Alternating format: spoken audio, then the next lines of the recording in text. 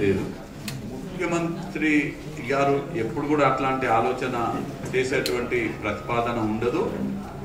Congress party అట్లాంటి ఆలోచన Congress party వద్ద ఏం లేదు. నారాయణపేట్ జిల్లాగానే ఉంటుంది. ఎట్టి పరిస్థితుల్లో మీరేదైతే సోషల్ మీడియాలో వస్తున్నటువంటి వార్తలను ఆధారంగా అడుగుతున్నారో అవి పూర్తిగా ఏమాత్రం కూడా దాంట్లో నిజం లేనటువంటి వార్తలవి.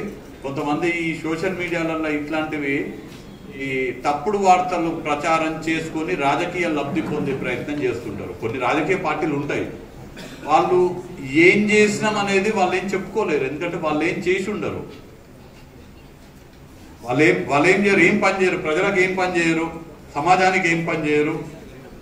వాళ్లకు ప్రజల పట్ల చిత్తశుద్ధి ఉండదు, సంక్షేమం పట్ల అభివృద్ధి పైన చిత్తశుద్ధి ఉండదు, ఏముండదు. ఇట్లాంటివి దొంగ ప్రచారం చేసుకుంటూ ప్రజలని మభ్యపెట్టి రాజకీయ లబ్ధి పొందే ప్రయత్నం చేస్తుంటారు. వాట్సాప్ యూనివర్సిటీలో క్రియేట్ చేసేది అటువంటి పార్టీలు. ఇక నేను ఆ పార్టీ పేరు కూడా చెప్పాల్సిన అవసరం లేదు, అంటే ఇది ఎవరు చేసిండ్రో నాకు తెలియదు. కానీ అట్లాంటి పార్టీలు ఉంటాయి, అట్లాంటి సంఘాలు ఉంటాయి, అట్లాంటి వ్యక్తులు ఉంటారు. ఏదో ముఖ్యమంత్రి గారు అట్లన్నారని ఆయన మీద నింద మోపి ఇప్పుడు ఒకవేళ జిల్లాని తొలగిస్తున్నారంటే ఎవరు తొలగించాలి? కాంగ్రెస్ పార్టీ. కాంగ్రెస్ పార్టీ మీద బురద జల్లాలి. ఏదో ప్రజలకు వ్యతిరేకంగా, ప్రజల అభిప్రాయాలకు వ్యతిరేకంగా కాంగ్రెస్ పార్టీ ఏదో నిర్ణయం తీసుకోబోతుంది అంటే కాంగ్రెస్ పార్టీ మీద వ్యతిరేక సృష్టియాలనే ఆలోచన చేస్తున్నటువంటి దుష్ప్రచారాలు. దాన్ని ఏమాత్రం కూడా నమ్మాల్సిన అవసరం లేదు అని నేను చాలా బాధ్యతతోటి, కాంగ్రెస్ పార్టీ వాళ్ళ అధికారంలో ఉంది, నేను కాంగ్రెస్ పార్టీలో అత్యున్నతమైనటువంటి నిర్ణయాత్మక మండలి అయినటువంటి సిడబ్ల్యూసి సభ్యునిగా చెప్తున్నాను. అలానే మా శాసనసభ్యురాలైనటువంటి పర్ణికా రెడ్డి గారి తరపున కూడా ఈ మాట నేను చెప్తున్నాను. బాధ్యత ఉంటది. ఏదైతే పబ్లిక్ లో పోతుందో అది తప్పు, దాన్ని మేము వ్యతిరేకిస్తున్నాము. అది కావాలని కొంతమంది సృష్టిస్తున్నటువంటి అపోహ మాత్రమే. అది కాంగ్రెస్ పార్టీని ఏమనలేక మన మీద ఇవాళ కాంగ్రెస్ పార్టీ మీద ఇవాళ వ్యతిరేకంగా ఏం మాట్లాడలేరు. పనులు చేస్తున్నాము, సంక్షేమ పథకాలు ఇస్తున్నాము, ఏం మాట్లాడలేదు కాబట్టి ఏదో ఒకటి నింద మోపాలనే ఉద్దేశంతో చేస్తున్నారు తప్ప ఇవాళ మన మీద బాధ్యత ఉంది. దాన్ని తిప్పుకొట్టే బాధ్యత ప్రతి ఒక్క కాంగ్రెస్ పార్టీ కార్యకర్త తీసుకోవాలని నేను కార్యకర్తలకు కూడా సూచిస్తున్నాను. Integrated market as soon as the code అయిపోగానే దాని మీద కూడా దృష్టి పెట్టబోతున్నాము. అది ఆల్రెడీ ఒకటి ఇంతకు ముందు కూడా వచ్చింది. నేను అప్పుడు కూడా చెప్పింది ఒకటే, తప్పకుండా ఇంటిగ్రేటెడ్ మార్కెట్ ని ఏం చేయాలి అనేది దాన్ని ఒక కరెక్ట్ డైరెక్షన్ లో తీసుకుపోతే కరెక్ట్ గా అవుతుందండి. ఇప్పుడు నేను సడన్ గా ఏదైనా డెసిషన్స్ తీసుకొని చేస్తా అంటే అది కాని పని. So once the code is over మళ్ళీ అధికారులతో కూర్చొని దాన్ని ఎట్లా చేయాలి అనేది చేసుకుంటూ ముందుకెళ్తాం తప్పకుండా. ఎత్తిపోతల పథకం ఏదైతే ఇనిషియల్ గా అంటే నేను దీన్ని రెండు విధాలుగా చెప్తాను. సరే, నేను రాజకీయాలు మాట్లాడొద్దు అనుకున్నా కానీ డీకే అరుణ మేడం అన్నదనే మాట మాట్లాడింది కదా, ఏమన్నారు? యాక్చువల్ గా 1,00,000 ఎకరాలకు కొడంగల్ ఎత్తిపోతలు 1,00,000 ఎకరాలకు మాత్రమే వర్తిస్తుంది. అది మా డైరెక్షన్ ప్రకారం చేస్తే 2.5 లక్షల ఎకరాలకు నీరు ఇవ్వగలుగుతామని అన్నారు సార్. డీకే అరుణ నీళ్ళ గురించి కానీ ప్రాజెక్టుల గురించి కానీ మాట్లాడితే డీకే అరుణని నారాయణపేట నియోజకవర్గ ప్రజలు నిలదీయాలి. ఇవాళ ఆమె ఉన్న పార్టీ ఏ పార్టీ? భారతీయ జనతా పార్టీ. భారతీయ జనతా పార్టీకి చెందినటువంటి నరేంద్ర మోడీ గారు, సుష్మా స్వరాజ్ గారు మహబూబ్ నగర్ లోక్సభ ఎన్నికల ప్రచారంలో వచ్చినప్పుడు మేము పాలమూరు రంగారెడ్డి ఎత్తిపోతల పథకాన్ని జాతీయ హోదా ఇస్తామని వారు స్పష్టమైనటువంటి హామీ మహబూబ్ నగర్ నుంచి ఇవ్వడం జరిగింది. ఓకే, ఒకవేళ పాలమూరు రంగారెడ్డి ఎత్తిపోతల పథకానికి జాతీయ హోదా వచ్చుంటే ఈ పార్టీకి ఉమ్మడి పాలమూరు, ఉమ్మడి రంగారెడ్డి జిల్లాలకు ఈ పార్టీకి 12,48,000 ఎకరాలకు సాగునీరు అందేటివి. 12,48,000 ఎకరాలకు సాగునీరు అందేటివి. దాంట్లో కేవలం నారాయణపేట నియోజకవర్గానికే 73,000 ఎకరాలకి నీళ్ళు అందే. ఇయాలంటే మన పొలాలకు వచ్చేవి 73,000 ఎకరాలు. వారి అసమర్థత వల్ల చాతగానితనం వల్ల నాకు పదవి కావాలి, పెద్ద పెద్ద పదవులు కావాలి, జాతీయ స్థాయిలో పదవులు కావాలి తప్ప నా ప్రాంతానికి కావాల్సినటువంటి జాతీయ హోదా ఏమైతే నాకేంది అనేటువంటి యాటిట్యూడ్ వల్ల ఇవాళ మనం నష్టపోయినాము. ముఖ్యమంత్రి గారు చాలా స్పష్టంగా ఈ ప్రాంత ప్రజల కల అయినటువంటి నారాయణపేట కొడంగల్ ఎత్తిపోతల పథకానికి ఇనిషియల్గా 1,00,000 ఎకరాలకు ఇనిషియల్గా ఉన్నటువంటి ప్రతిపాదనని ఇప్పుడు మళ్ళా ఇరిగేషన్ అధికారులకు చెప్పి దాని పరిధిని పెంచాలనేటువంటి నిర్ణయం కూడా చేయడం జరిగింది. నేను ఇవాళ చాలా బాధ్యతతోటి చెప్తున్నా, నారాయణపేట్ నియోజకవర్గంలో ఉన్నటువంటి సాగుకి యోగ్యమైనటువంటి ప్రతి ఒక్క ఎకరాకి, ప్రతి ఒక్క మడికి కృష్ణా నదికెళ్ళి నీళ్లు ఎత్తిపోసి నారాయణపేట రైతుల కాళ్ళు కడిగే బాధ్యత కాంగ్రెస్ ప్రభుత్వం తీసుకుంటుంది. రెండవది, ఇన్ని సంవత్సరాల అధికారంలో ఉన్నటువంటి టీకే అరుణ గారు కాంగ్రెస్ పార్టీ అధికారంలో ఉన్నప్పుడు ఆమెనే మంత్రి కదా, ఆమె ఏం చెప్తే అది నడిచేది కదా. ఆమె ఏం చేసింది నారాయణపేట నియోజకవర్గానికి? కాంగ్రెస్ అధికారంలో ఉన్నప్పుడు పదవులు అనుభవించింది, మంత్రి పదవి అనుభవించింది. కాంగ్రెస్ పార్టీ కష్టకాలంలో ఉన్నప్పుడు కాంగ్రెస్ పార్టీ కార్యకర్తలని గుండె మీద కాళ్ళతోటి తన్ని భారతీయ జనతా పార్టీ కేంద్రంలో అధికారంలో ఉంటే అధికార పార్టీలోకి పోయింది. కేంద్రంలో అధికారంలో ఉన్నటువంటి పార్టీలోకి పోయి నరేంద్ర మోడీ ప్రధానమంత్రిగా ఉంటే కేంద్రం నుంచి నారాయణపేట నియోజకవర్గానికి ఏ ఒక్క పైసాను అదనంగా నిధులు తీసుకుంటే ఎట్లా వస్తాయి? కేంద్ర ప్రభుత్వం ఉన్నప్పుడు రెగ్యులర్ గా ఉపాధి హామీ పథకాలకు నిధులు ఇస్తారు, కొన్ని రోడ్లకు నిధులు ఇస్తారు, రేషన్ కార్డులకు కొంచెం మ్యాచింగ్ ఫండ్స్ ఇస్తారు. అవి ఎవరున్నా వచ్చేటివే. అవి కాక అదనంగా ఒక్క పైసా నారాయణపేట నియోజకవర్గానికి అదనంగా కేంద్రం నుంచి నేను ఈ ప్రాజెక్టు తెచ్చినా, ఈ పైసలు తెచ్చిన అదనంగా అని టీకే అరుణ గారు రుజువు చేస్తే, చూపిస్తే నేను రేపు నామినేషన్ కూడా చేయండి. నేను ఒకవేళ నామినేషన్ వేసిన తర్వాత ఆమె నిరూపిస్తే నామినేషన్ విత్డ్రా చేసుకుంటా. నేను ఒకవేళ నామినేషన్ విత్డ్రా చేసుకునే సమయం అయిపోయిన తర్వాత ఆమె నిరూపించినా కానీ నేను ఎన్నికల నుంచి తప్పుకుంటా అని చెప్తా. కానీ ఆమె నిరూపించలేకపోతే నారాయణపేట ప్రజలందరూ కూడా ఆమెకి ఎన్నికలలో బుద్ధి చెప్పాలని నేను కోరుతున్నా. 2-3 విషయాలు మాట్లాడుకుందాం. పైన చిత్తశుద్ధి ఉంటే వాళ్ళు అది చేయలేదు, వీళ్ళు అది చేయలేదు, బురద చేయలేదు, ఊగే ఈజీ. నారాయణపేటకి సైనిక్ స్కూల్ వచ్చింది, మీకు ఐడియా ఉంది కదా? ఐడియా ఉందా? ఉన్నదా ఇప్పుడు సైనిక్ స్కూల్ నారాయణపేటలో? ఉన్నది. ఏడికి పోయింది? నారాయణపేటకి నిజంగా నారాయణపేట మీద ప్రేమ ఉంటే ఎప్పుడన్నా డీకే అన్న నాది నారాయణపేట, నేను నారాయణపేట బిడ్డని, నేను నారాయణపేట ఆడబిడ్డని, మా దగ్గర సైనిక్ స్కూల్ వచ్చింది, ఎందుకు బయటికి తీసుకుపోతున్నాను ఎప్పుడన్నా అడిగినరా? నారాయణపేట ఓట్లేమో కావాలి, నారాయణపేటకేమో సైనిక్ స్కూల్ వచ్చిన సైనిక్ స్కూల్ బయటికి తీసుకుపోతుంటేనేమో మాట్లాడకూడదా? ధన్వాడ పెద్ద చెరువు ఉంది, ధన్వాద పెద్ద చెరువుకి ఇవాళ నీళ్ళు వస్తున్నాయా? నిజంగా చిత్తశుద్ధి ఉన్నటువంటి నాయకులు ఉంటే కోయిల్ సాగర్ నీళ్లు తీలేరు దగ్గర వచ్చి పడతాయి. తీలేరు దగ్గర నుంచి 6 కిలోమీటర్ల కాలువ తీస్తే ధన్వాడ పెద్ద చెరువులో పడతాయి. అవునా?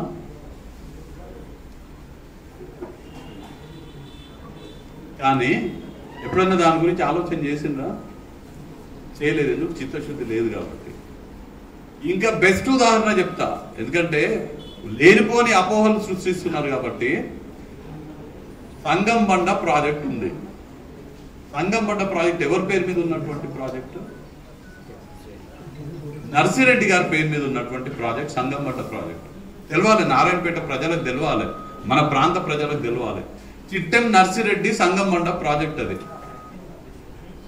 నర్సిరెడ్డి గారి పేరు చెప్పుకొని రాజకీయంగా ఎదిగి నర్సిరెడ్డి గారి పేరు చెప్పుకొని ఓట్లు దండుకునే నాయకుల నిజస్వరూపం తెలవాలి ఈ ప్రాంత ప్రజలకు. చిట్టెం నర్సిరెడ్డి సంగంబండ ప్రాజెక్ట్ కింద సంగంబండ నిర్వాసితులకు 10 సంవత్సరాల కన్నా ఎక్కువ కాలం నుంచి 10,07,00,000 రూపాయలు ఇస్తే ఆ ప్రాజెక్ట్ కింద 25,000 ఎకరాలకు నీళ్లు అందించవచ్చు. కేవలం 10,07,00,000. ఆమె మంత్రిగా ఉన్నది కదా, ఆమె ఏది చెప్తే నడిచింది కదా మహబూబ్నగర్ జిల్లాలో.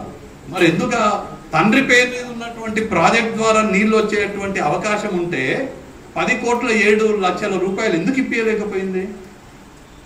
మీ తండ్రి పేరు మీదనే ఉంది కదా ప్రాజెక్టు.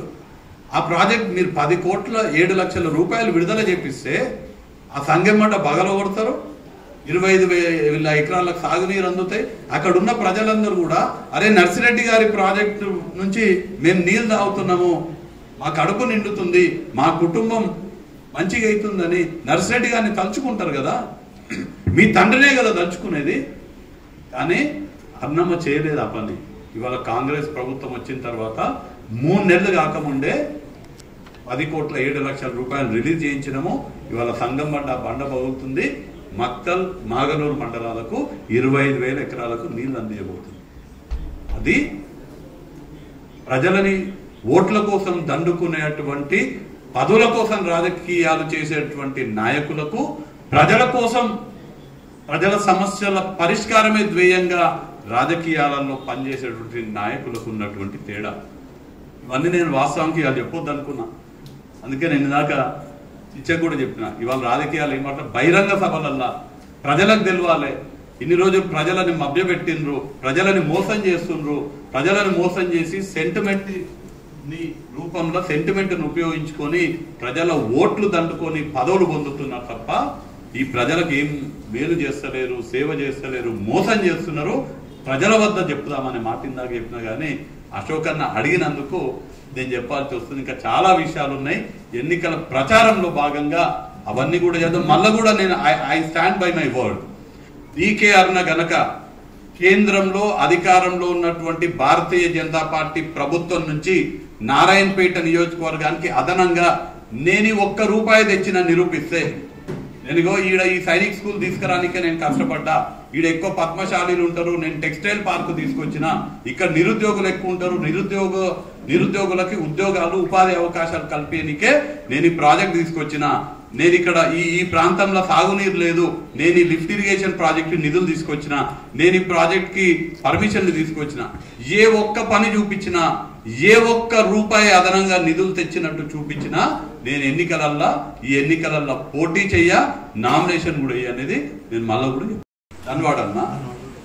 నేను కాంగ్రెస్ అంటే నేను తీసుకొచ్చిన పాలమూరు రంగారెడ్డి ఎత్తిపోతల ప్రయోగం నేనే తెచ్చిన అని చెప్తుంది. ఎందుకు నేనే తెచ్చిన అని చెప్తుంది అంటే అప్పుడు ఆమె కాంగ్రెస్ ఉంది కాబట్టి. ఓకే సరే, అది కరెక్టే అనుకుందాం. ఒకవేళ మళ్ళా ఇమీడియట్ గా ఏం చెప్తుందంటే పాలమూరు రంగారెడ్డి ఎత్తిపోతల పథకానికి జాతీయ హోదా ఇవ్వాలని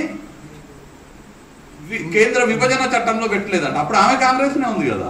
అంటే మంచి అయితేనేమో నేను చేసిన, కాంగ్రెస్లో ఉండేదన్న మంచి అయితేనేమో నేను చేసిన, అడేమన్నా చెడు అయితేనేమో నాకు సంబంధం లేదన్నట్టుగా.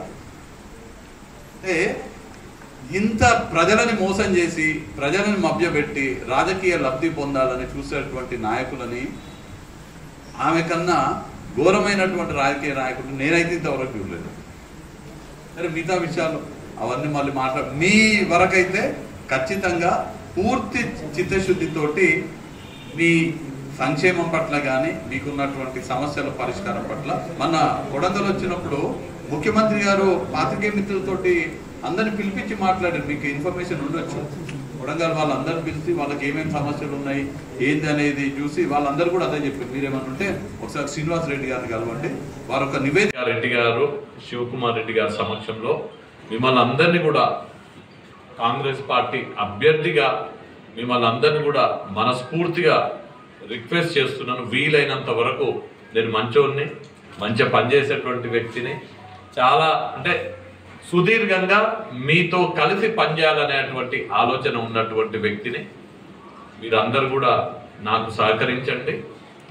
నేను మహబూబ్ నగర్ ఎంపీగా కావడానికి మీ చెయ్యి కూడా ఒకటి వెయ్యందని మిమ్మల్ని అందరినీ మనస్ఫూర్తిగా రిక్వెస్ట్ చేస్తున్నాను.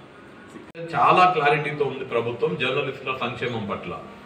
మీరందరూ కూడా శ్రీనివాస్ రెడ్డి గారు రిప్రజెంటేషన్ ఇస్తే, మీ సమస్యలు తెలిసినటువంటి వ్యక్తిగా, మీ ప్రతినిధిగా వారు ప్రభుత్వానికి నివేదిక ఇచ్చి, ఆ నివేదిక ఆధారంగా వారు ఏది ప్రతిపాదిస్తే, మీ ప్రతినిధిగా మీ ప్రెస్ అకాడమీ చైర్మన్ ఏది ప్రతిపాదిస్తే దాన్ని పరిష్కరిస్తానని ముఖ్యమంత్రి గారు చాలా స్పష్టమైనటువంటి హామీ ఇవ్వడం జరిగింది.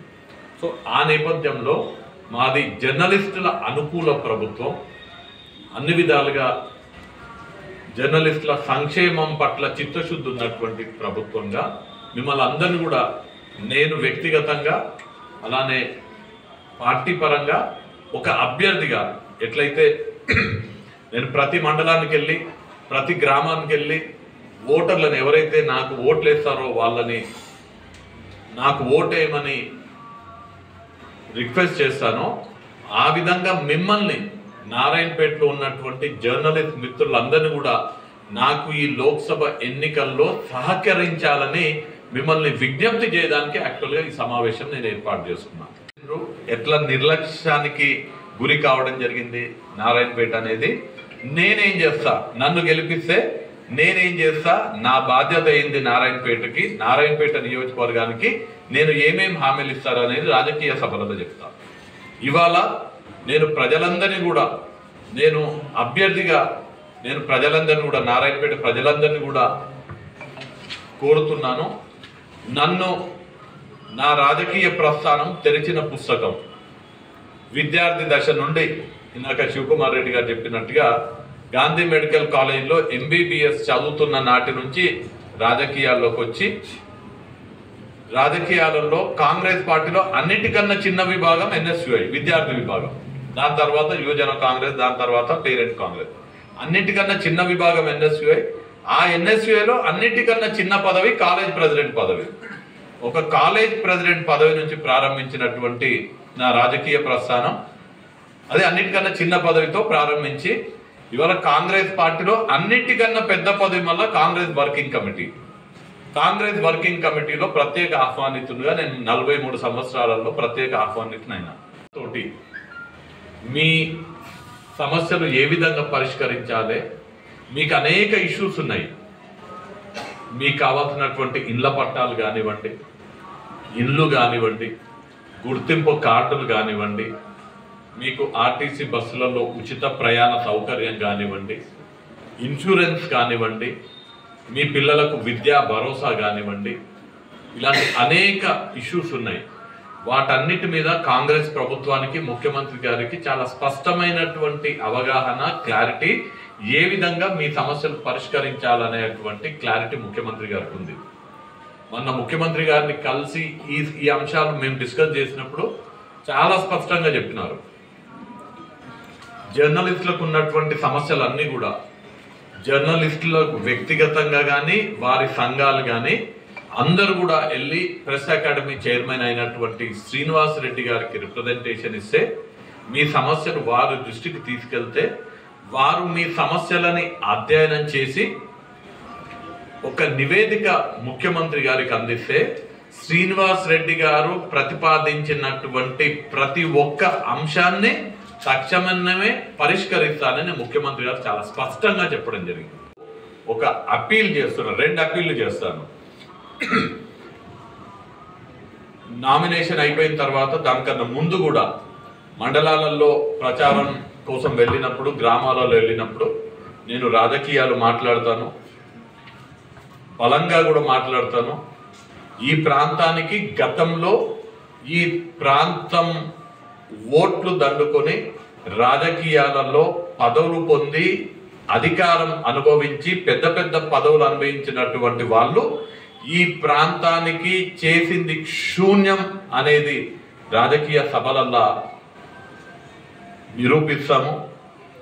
ఈ ప్రాంతం గతంలో అధికారంలో ఉన్నటువంటి పెద్ద పెద్ద నాయకుల వల్ల ఎట్లా మోసపోయింది, ఎట్లా నష్టపోయింది అనేది నేను సమావేశాలలో బహిర్గతం చేస్తా. నన్ను నారాయణపేట ప్రజలు వాళ్ళ ఎంపీగా గెలిపించుకుంటే నేను ఈ నారాయణపేట అభివృద్ధి కోసం, సంక్షేమం కోసం ఏం చేస్తాననేది కూడా రాజకీయ సభలల్లో చాలా స్పష్టంగా మీరున్న నేపథ్యంలో నేను తెలియజేస్తా. వ్యక్తిత్వము కాబట్టి నన్ను నా రాజకీయ ప్రస్థానాన్ని మచ్చలేని నా రాజకీయ ప్రస్థానాన్ని చూసి గతంలో నేను శాసనసభ్యునిగా కానీ ఇతర హోదాలలో ఉన్నప్పుడు నా పనితీరును చూసి మెరిట్ మీద నా గుణగణాలను చూసి మెరిట్ మీద నాకు ఓట్లేసి నన్ను ఆదరించి మహబూబ్ నగర్ ఎంపీగా గెలిపించి ఈ ప్రాంతానికి సేవ చేసే అవకాశం కల్పించాల్సిందిగా మీ ద్వారా నారాయణపేట ప్రజలని నేను కోరుతున్నా. అలానే ఈ నెల 15వ తారీఖు నాడు వాస్తవానికి పర్నికమ్మ శివకుమార్ రెడ్డి గారు ముఖ్యమంత్రి గారిని కోరితే ముఖ్యమంత్రి గారు నిర్ణయం తీసుకోవడం జరిగింది.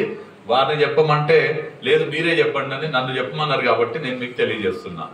వారి కోరిక మేరకు ముఖ్యమంత్రి గారు ఈ నెల 15వ తారీఖు నాడు నారాయణపేట గడ్డ మీద కాలు మోపబోతున్నారు. ఏ ముఖ్యమంత్రి అయితే ఎన్నికలకు ముందు నారాయణపేట కొడంగల్ నాకు 2 కళ్ళ లాంటివి అని చెప్పినటువంటి ముఖ్యమంత్రి 15వ తారీఖు నాడు సాయంత్రము నారాయణపేటలో భారీ బహిరంగ సభకు ముఖ్య అతిథిగా రాబోతున్నారు. మన తుక్కుగూడలో జాతీయ స్థాయిలో కాంగ్రెస్ పార్టీ యొక్క ప్రచారాన్ని ప్రారంభించడానికి నాంది పలికినటువంటి సభ తెలంగాణ జనజాతర సభ. ప్రచార శంకారావం తెలంగాణ జనజాతర సభ. మహబూబ్ నగర్ లోక్సభ నియోజకవర్గానికి సంబంధించినటువంటి ప్రచారాన్ని నారాయణపేట నియోజకవర్గం నుంచి 15వ తారీఖు నాడు నారాయణపేట జనజాతర సభ ద్వారా ప్రారంభించబోతున్నాము. ముఖ్యమంత్రి గారు ఆ సభకు విచ్చేయబోతున్నారు. నారాయణపేట నియోజకవర్గంలో ఉన్నటువంటి ప్రతి కుటుంబం నుంచి ఒక్కరు వచ్చేటట్టుగా శివకుమార్ రెడ్డి గారు పర్నికమ్మ గారు ప్రణాళికలు చేస్తున్నారు, అన్ని ఏర్పాట్లు చేస్తున్నారు. భారీ బహిరంగ సభ ఉండబోతుంది. నారాయణపేట చరిత్రలో ఎన్నడూ చూడని విధంగా ప్రజలందరూ కూడా స్వచ్ఛందంగా ఏ వ్యక్తి అయితే వాళ్ళ కళని సాకారం చేస్తూ నారాయణపేట కొడంగల్ ఎత్తిపోతల పథకాన్ని నిజం చేస్తున్నారో ఆ వ్యక్తికి కృతజ్ఞతలు తెలుపుకోవడానికి స్వచ్ఛందంగా నారాయణపేట ప్రజలందరూ కూడా పెద్ద ఎత్తున రావాలని ఖచ్చితంగా ప్రతి కుటుంబం నుంచి నారాయణపేట నియోజకవర్గంలో ఉన్నటువంటి ప్రతి కుటుంబం నుంచి ఖచ్చితంగా ఒక్కరన్నా ఆ సభకు విచ్చేసి ముఖ్యమంత్రి గారు పర్నికమ్మ గారి ఆధ్వర్యంలో శివకుమార్ రెడ్డి గారి కృషితో సాధించుకున్నటువంటి నారాయణపేట కొడంగల్ ఎత్తిపోతల పథకానికి కృతజ్ఞతగా ఆ సభని విజయవంతం చేయాలని నేను నారాయణపేట ప్రజలందరినీ కూడా మీ ద్వారా కోరుతూ, అలానే మళ్ళీ ఒకసారి మిమ్మల్ని అందరినీ కూడా పాత్రికేయ మిత్రులందరినీ కూడా ప్రతి ఒక్కరిని నన్ను ఎంపీగా చేయడానికి మీ వంతు కూడా సహకారం మీరు అందించాలని మిమ్మల్ని అందరినీ కూడా మీ అందరితో కలుద్దాము, మీ అందరితో మాట్లాడదాము, మీ అందరితో పరిచయం ఏర్పాటు చేసుకుందాం అనే ఉద్దేశంతో మిమ్మల్ని కలవాలనే కోరికని నేను శివకుమార్ రెడ్డి గారు చెప్పడం జరిగింది. నా ఉద్దేశం వారు పాత్రికేయ సమావేశం కింద దీన్ని కన్వర్ట్ చేయడం జరిగింది. సంతోషం. మీ ద్వారా ప్రజలకు కూడా నా మెసేజ్ పంపించగలుగుతాను. బట్ యాక్చువల్ ఉద్దేశం మిమ్మల్ని అందరినీ కలిసి వ్యక్తిగతంగా రానున్న లోక్సభ ఎన్నికలకు నా గెలుపు కోసం శాసనసభ్యురాలు పర్నికారెడ్డి గారు కానీ శివకుమార్ రెడ్డి గారు కానీ నారాయణపేటలో ఇందాక పర్నికమ్మ చెప్పినట్టుగా వేరే కాన్స్టిట్యున్సీకి వెళ్ళిపోయినా మాకందరికి అలవాటు కాంగ్రెస్ పార్టీ నాయకులు కార్యకర్తలకు అనడం. వీడికి వచ్చిన తర్వాత పర్నికమ్మ మాట్లాడింది విని విని విని ఇక్కడ నాయకులు కార్యకర్తలు అన్నికి వస్తలేదు, కాంగ్రెస్ పార్టీ కుటుంబ సభ్యులు అనే పరిస్థితికి పర్నికమ్మ తీసుకొచ్చిండ్రు. కాంగ్రెస్ పార్టీ కుటుంబ సభ్యులందరూ కూడా బాగా కష్టపడి పనిచేస్తున్నారు నారాయణపేట నియోజకవర్గంలో. ఆ నేపథ్యంలో నేను అనుకున్నది మిమ్మల్ని కూడా పాత్రికేయ మిత్రులందరినీ కూడా నేను ఒకసారి వ్యక్తిగతంగా కలిసి రానున్న లోక్సభ ఎన్నికలకు వీలైనంత వరకు మీ లిమిటేషన్ నాకు తెలుసు, వీలైనంత వరకు మీరు కూడా నాకు సహకరించాలని, వీలైన అనుకూల ప్రభుత్వం గత ప్రభుత్వానికి భిన్నంగా జర్నలిస్టులకు ఉన్నటువంటి సమస్యలని మా సమస్యలుగా భావించి మీ సమస్యల పరిష్కారానికి అత్యధిక ప్రాధాన్యత ఇచ్చేటువంటి ప్రభుత్వం కాంగ్రెస్ ప్రభుత్వం. వచ్చేది GO 69 అంతే కదా. అది గతంలో కలగా ఉండేది, ఇవాళ కాంగ్రెస్ ప్రభుత్వంలో రేవంత్ రెడ్డి గారి హయాంలో పర్ణికార్ రెడ్డి గారు శాసనసభ్యులు అయిన తర్వాత ఆ కళ నిజమైంది. జీవో 69 అనేటువంటి కళని జీవో 14 ద్వారా నిజం చేసినటువంటి గౌరవ ముఖ్యమంత్రి యనుమల రేవంత్ రెడ్డి గారికి నేను నారాయణపేట ప్రజల తరపున కృతజ్ఞతలు తెలియజేసుకుంటూ,